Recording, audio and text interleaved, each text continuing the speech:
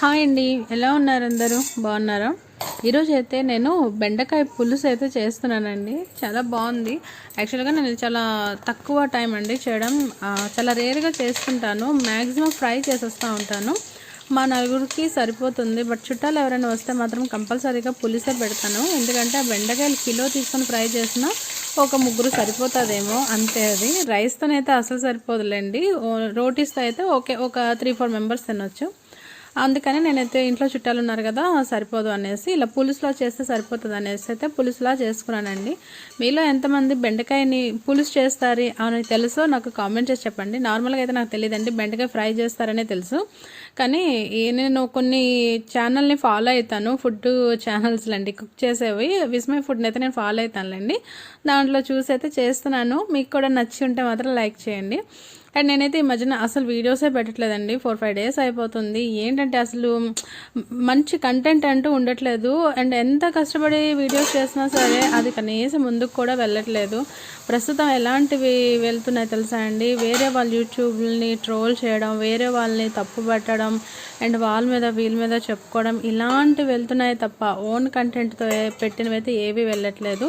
కొన్ని ఓన్ పెట్టినవి వెళ్తున్నాయి. అవేంటంటే బిఫోర్ కోవిడ్ అప్పుడు ఒక 3-4 ఇయర్స్ బ్యాక్ పెట్టినవి అయితే మాత్రం బాగా వెళ్తాయి, రీచ్ ఉంటుంది వాటికి.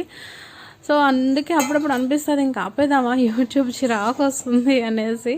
మళ్ళీ కొన్నిసార్లు అనిపిస్తుంది సర్లే ఏముందిలే, ఏదో టైంపాస్ అంతే. దీని నుంచి అయితే మనం ఏమి అంటే ఇది చేయట్లేదు కదా, అంటే యూట్యూబ్ కంపల్సరీ అని ఏమీ లేదు. టైంపాస్ కోసం నచ్చితే అప్పుడప్పుడు షార్ట్స్ పెడదాం, మంచి కంటెంట్ ఉంటే అప్పుడప్పుడు వీడియోస్ పెడదాం, అంతే కదా అని అయితే నేను రన్ చేస్తూ ఉన్నాను. మీలో ఎంతమంది నాలా ఉన్నారు అనేది నాకు కామెంట్ చేసి చెప్పండి. నాదైతే బెండకాయ పులుసు భలే అయిపోయింది. ఇంకోటండి, నేను బెండకాయ దొండకాయలో కన్ఫ్యూజ్ అయిపోతాను. నాలో ఎంతమంది కన్ఫ్యూజ్ అవుతారో నాకు చెప్పండి.